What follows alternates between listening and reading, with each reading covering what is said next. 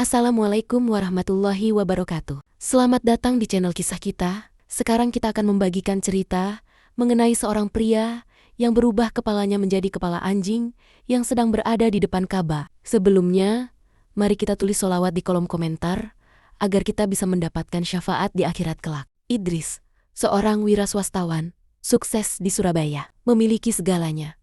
Kekayaan berlimpah, keluarga harmonis, dan reputasi yang mentereng. Bisnis kainnya telah berkembang pesat, menjadikannya figur yang dihormati di komunitasnya. Namun, di balik FA.ad kesuksesan itu, ada satu penyesalan yang terus menghantuinya, ibadah haji. Setiap tahun, ketika musim haji tiba, hati Idris bergejolak. Ia menyaksikan tetangganya yang sederhana, bahkan tukang becak, berjuang menabung bertahan-tahan demi menginjakkan kaki di tanah suci. Mereka pulang dengan wajah berseri, memancarkan kedamaian, dan membagikan kisah-kisah inspiratif. Idris iri pada ketulusan iman mereka. Ia selalu berniat, tahun depan aku berangkat. Namun, selalu saja ada alasan. Tahun pertama, ia terikat proyek ekspansi bisnis yang krusial. Tak mungkin meninggalkan ini sekarang, pikirnya. Tahun kedua, anak sulungnya sakit parah, menuntut perhatian dan biaya pengobatan yang besar. Kesehatan anakku lebih utama, batinnya. Tahun ketiga, ia merasa belum siap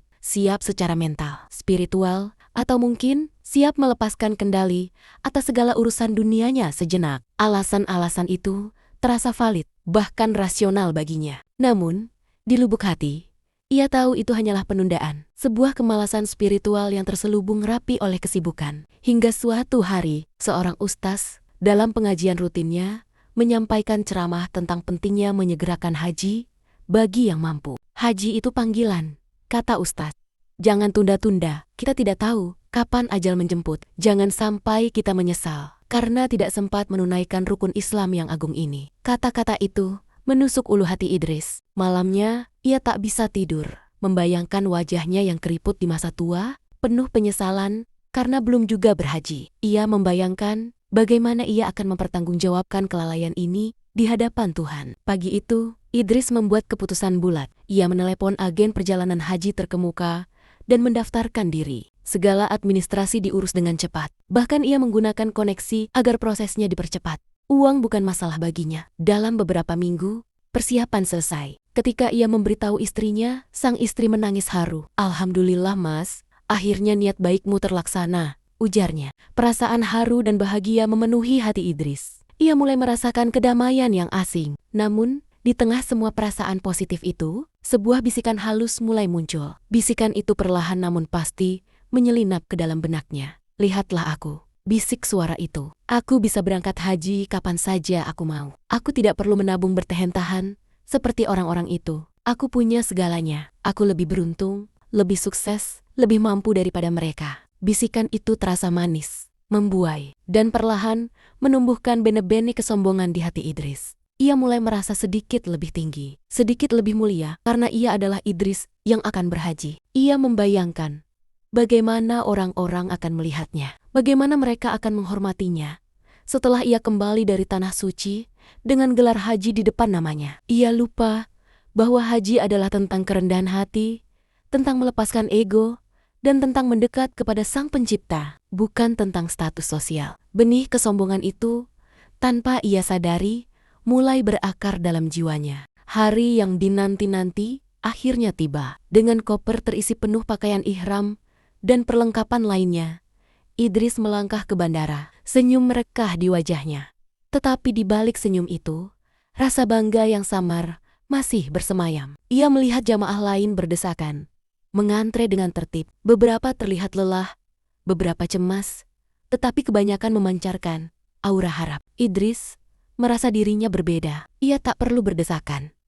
Ia sudah memesan kursi yang nyaman, dan ia merasa semua proses ini jauh lebih mudah baginya dibandingkan mereka. Penerbangan panjang pun dimulai. Selama di pesawat, Idris mencoba fokus pada niat ibadahnya. Ia membaca buku-buku agama, mendengarkan ceramah audio, dan sesekali memejamkan mata membayangkan Ka'bah. Namun, benih kesombongan yang telah tumbuh itu sesekali menyembul. Ia membandingkan dirinya dengan jamaah lain yang mungkin terlihat kurang berpendidikan atau kurang mampu secara finansial.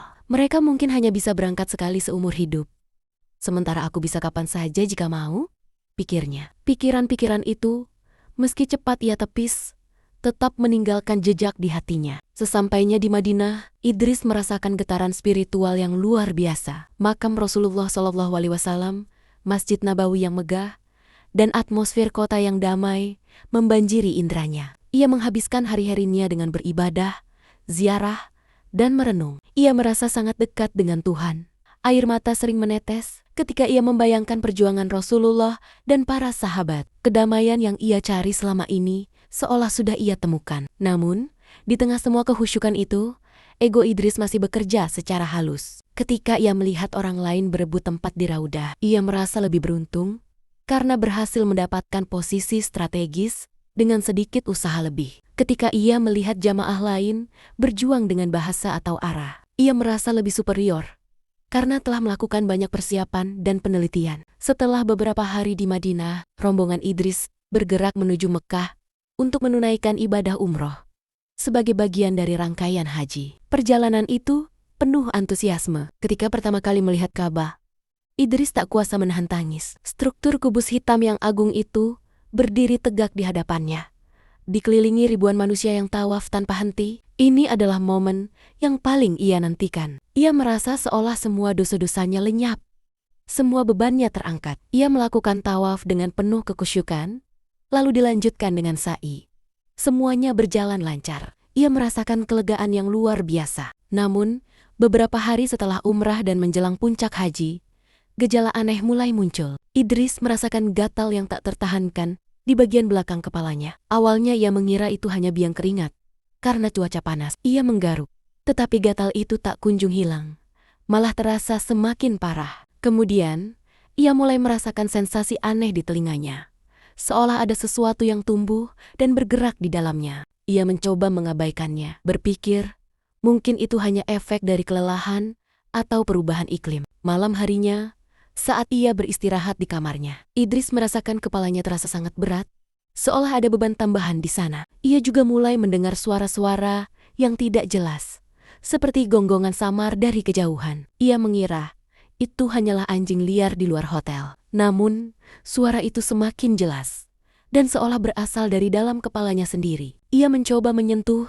bagian belakang telinganya. Yang ia rasakan bukanlah kulit kepala yang biasa, melainkan sesuatu yang kasar dan berbulu. Bulu-bulu itu tumbuh dengan cepat, terasa seperti bulu-bulu binatang. Idris mulai merasa sangat tidak nyaman. Ia mencoba melihat di cermin, tetapi karena gatal dan rasa berat di kepala, ia tak bisa melihat dengan jelas. Kecemasan mulai menyelimuti hatinya. Ia tahu ada sesuatu yang tidak beres, sesuatu yang sangat aneh dan tidak wajar sedang terjadi pada dirinya. Gejala-gejala ini, meski awalnya ia abaikan, kini mulai mendominasi seluruh perhatiannya, mengganggu ketenangan ibadahnya, dan menanamkan benih ketakutan yang dalam. Puncak ibadah haji adalah hari Arafah, mabit di Musdalifah, dan kemudian melempar jumrah di Mina. Idris telah menyelesaikan wukuf di Arafah dengan penuh penghayatan. Meskipun rasa gatal dan berat di kepalanya semakin mengganggu, ia berusaha keras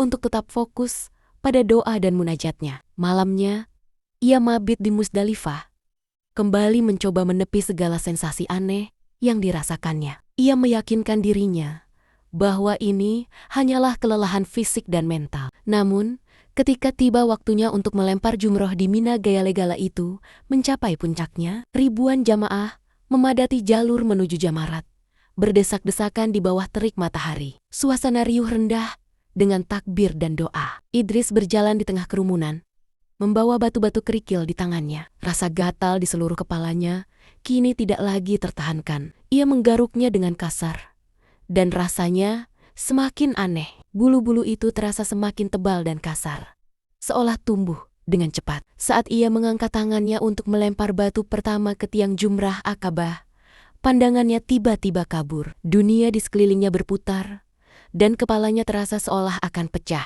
Sebuah dengungan keras memenuhi telinganya, memekakan. Ia merasakan tekanan luar biasa di wajahnya, seolah ada sesuatu yang mendorong dari dalam, mengubah bentuknya. Ia terhuyung-huyung, nyaris terjatuh. Beberapa jamaah di dekatnya menatapnya dengan cemas. Idris mencoba berpegangan pada jamaah di sebelahnya, tetapi tangannya malah menyentuh sesuatu yang lembut dan berbulu di sisi kepalanya. Ia merasakan telinganya memanjang dan melengkung ke atas.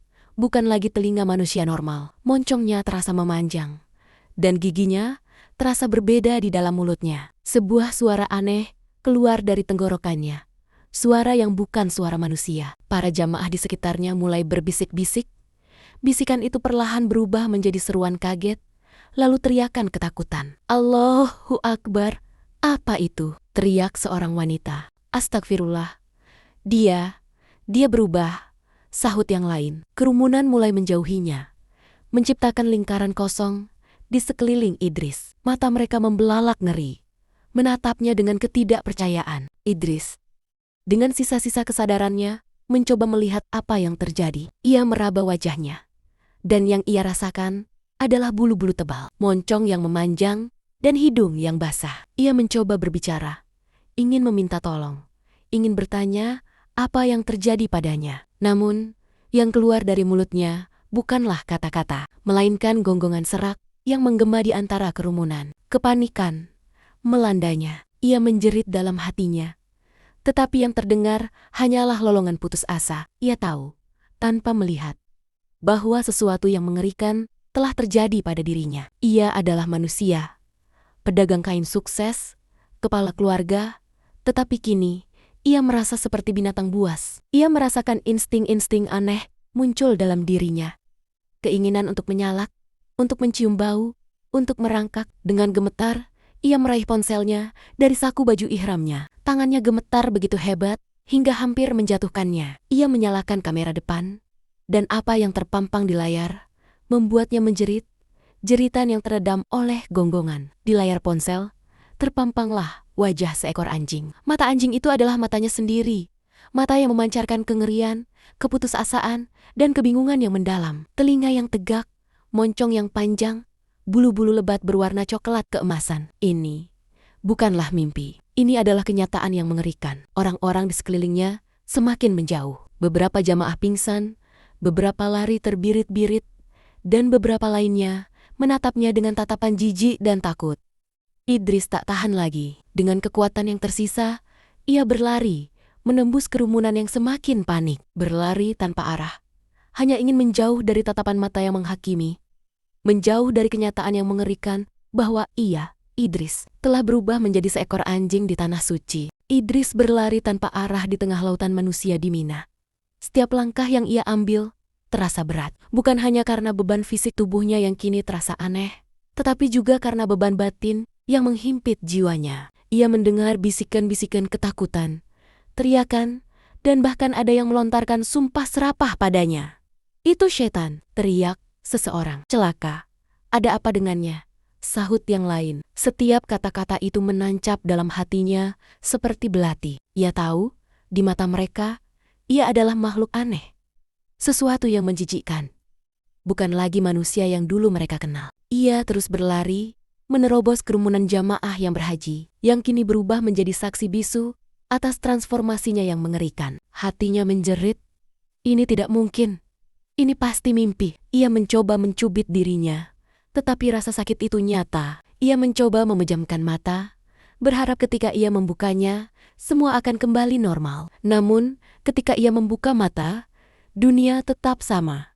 Ia masih melihat kakinya yang kini terasa aneh, dan setiap pantulan samar di genangan air atau permukaan kaca menunjukkan wajah seekor anjing. Idris mencari tempat yang sepi, tempat di mana ia bisa merenung dan memahami apa yang sebenarnya terjadi. Ia menemukan sebuah sudut di bawah jembatan, sedikit tersembunyi dari pandangan orang banyak. Di sana, ia terduduk lemas, terengah-engah, napasnya pendek, dan yang keluar dari mulutnya hanyalah lolongan putus asa. Ia mengangkat tangannya yang masih berbentuk manusia, meraba wajahnya yang kini berbulu. Ia merasakan telinganya yang runcing dan moncongnya yang memanjang. Air mata mulai mengalir deras dari mata anjingnya, membasahi bulu-bulu di wajahnya. Air mata itu terasa panas, membakar. Dalam keputusasaan yang mendalam, pikirannya mulai melayang kembali.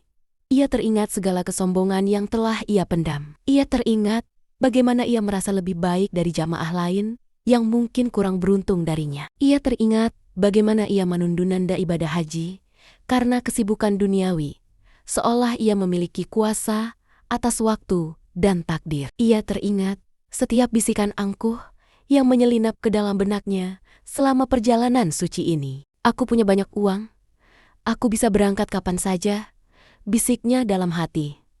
Aku lebih pintar dari mereka, aku lebih sukses. Semua bisikan itu, yang dulu ia anggap sepele, kini terasa seperti racun yang menggerogoti jiwanya. Ia menyadari bahwa perubahan fisiknya ini adalah cerminan dari hatinya yang sombong. Sebuah hukuman yang sangat nyata. Sebuah teguran yang sangat keras. Ia datang ke tanah suci untuk mencari kedekatan dengan Tuhan. Tetapi yang ia bawa adalah ego dan keangkuhan. Ia merangkak, mendekati dinding yang kotor di bawah jembatan. Ia melihat pantulannya yang samar di sana. Seekor anjing dengan mata manusia yang dipenuhi kesedihan tak terhingga. Ia merasa jijik pada dirinya sendiri. Bukan pada bentuk fisiknya yang kini menjadi anjing, tetapi pada hatinya yang kotor, yang penuh dengan kesombongan. Ia menyesal. Menyesal sejadi-jadinya. Ya Allah, ya Tuhanku. Suara itu tersendat di tenggorokannya, hanya menghasilkan rintihan dan gonggongan. Ampuni hamba, hamba telah lalai, hamba telah sombong. Ia memukuli dadanya dengan tangan, berharap bisa mengusir rasa sakit dan penyesalan yang membakar. Ia teringat sebuah ayat Al-Quran yang pernah ia dengar. Dan janganlah kamu berjalan di muka bumi ini dengan sombong, karena sesungguhnya kamu tidak akan dapat menembus bumi dan tidak akan dapat setinggi gunung. Ayat itu kini terasa sangat relevan, menohok tepat di hatinya. Idris menangis sejadi-jadinya, meratapi kebodohan dan kesombongannya. Ia tidak peduli lagi dengan orang-orang yang melihatnya, atau dengan nasibnya yang mengerikan. Satu-satunya yang ia inginkan adalah ampunan. Ia ingin kembali menjadi manusia, bukan hanya secara fisik, tetapi juga secara hati.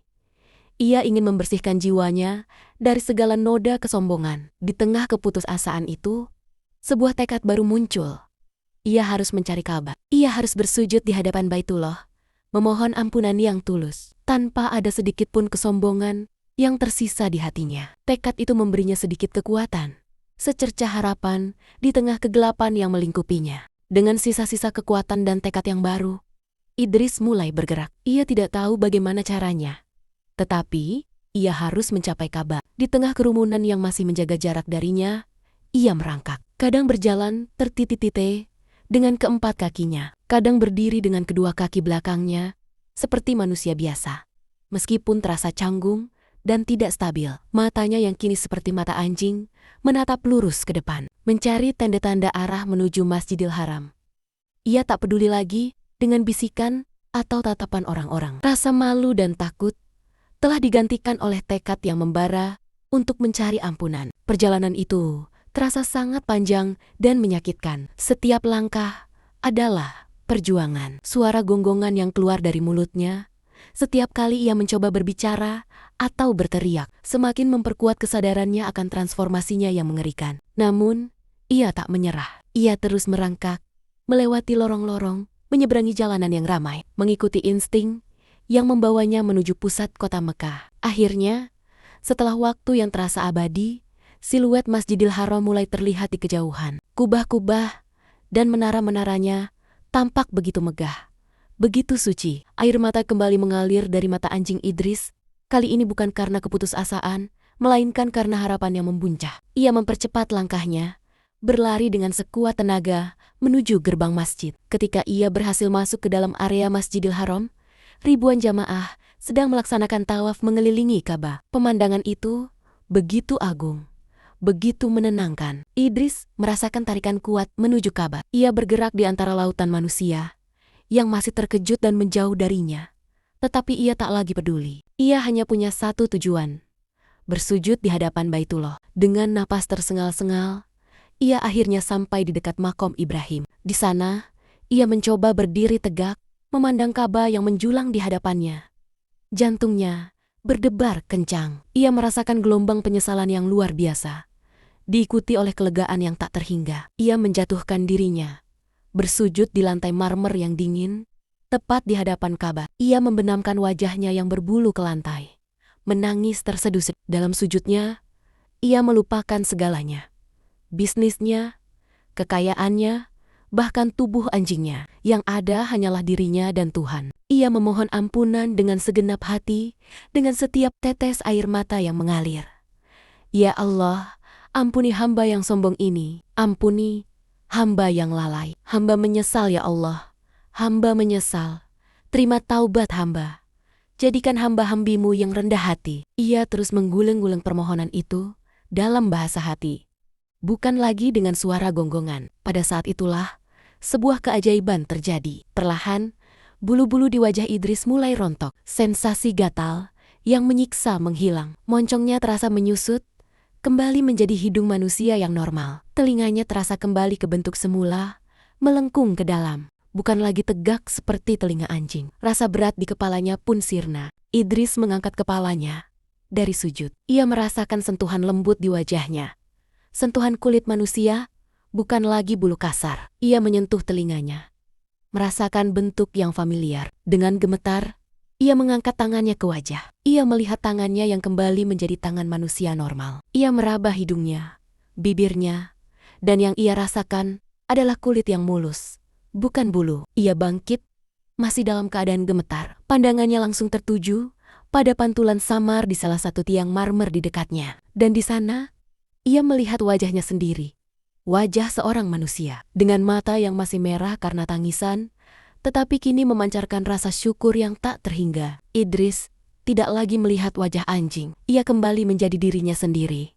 Seorang manusia. Orang-orang di sekelilingnya yang tadinya ketakutan dan menjauh, kini menatapnya dengan keheranan. Mereka melihat seorang pria yang baru saja sujud, bangkit dengan wajah yang bersih dari bulu, dari segala keanehan yang mereka saksikan sebelumnya. Beberapa jamaah yang menyaksikan transformasinya dari awal saling berbisik tak percaya. Idris kembali bersujud.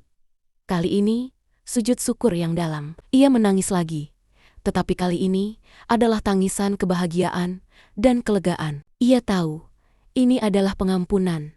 Sebuah rahmat dari Tuhan atas taubatnya yang tulus. Sejak hari itu, Idris menjadi pribadi yang benar-benar baru. Ia menanggalkan segala kesombongannya. Ia menjadi orang yang paling rendah hati, dermawan, dan tak pernah lagi menunda-nunda panggilan Tuhan.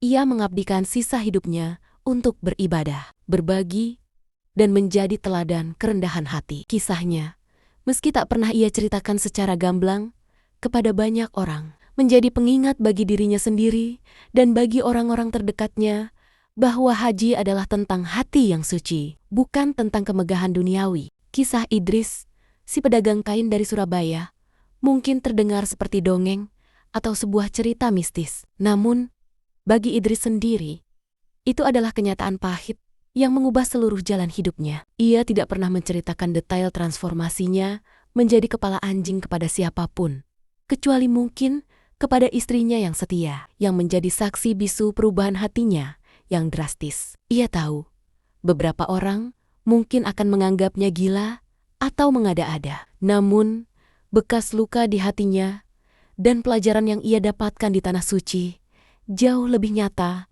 daripada apapun. Sejak kepulangannya dari Mekah, Idris adalah pribadi yang sama sekali berbeda. Gemerlap duniawi yang dulu ia kejar, kini terasa hambar. Kesombongan yang dulu membalut hatinya telah luruh, digantikan oleh kerendahan hati yang mendalam. Ia yang dulu selalu berhitung untung rugi dalam setiap perbuatan, kini menjadi seorang dermawan sejati. Baginya, kekayaan adalah amanah, dan berbagi adalah bentuk syukur. Ia membangun masjid-masjid di kampung halamannya, menyantuni anak yatim, dan memberdayakan masyarakat kecil dengan modal usaha. Idris juga menjadi pribadi yang sangat khusyuk dalam beribadah. Ia tak pernah lagi menunda salat, zikirnya tak putus, dan setiap tahun ia selalu berusaha kembali ke Tanah Suci, bukan lagi dengan niat mencari status atau kebanggaan, melainkan hanya untuk mendekat kepada Sang Pencipta, memohon ampunan, dan bersyukur atas rahmat yang tak terhingga. Ia mengajarkan anak-anaknya arti sebenarnya dari ibadah, bahwa haji bukanlah sekadar perjalanan fisik, melainkan perjalanan membersihkan hati dari segala penyakit. Kisah Idris menjadi pengingat yang kuat bagi kita semua, bahwa di hadapan Tuhan, semua manusia adalah sama. Tidak ada perbedaan karena harta, jabatan, ataupun keturunan. Yang membedakan hanyalah ketakwaan dan hati yang bersih. Haji sejati bukanlah sekadar menunaikan rukun Islam yang kelima, melainkan sebuah proses transformasi jiwa, di mana ego dan kesombongan harus dilucuti, digantikan oleh kerendahan hati, keikhlasan, dan cinta yang tulus kepada Allah Subhanahu wa Ta'ala. Semoga kisah Idris ini dapat menjadi pelajaran berharga bagi kita semua, agar kita senantiasa menjaga hati dari bisikan kesombongan dan selalu berupaya menjadi hamba yang senantiasa bersyukur dan rendah hati.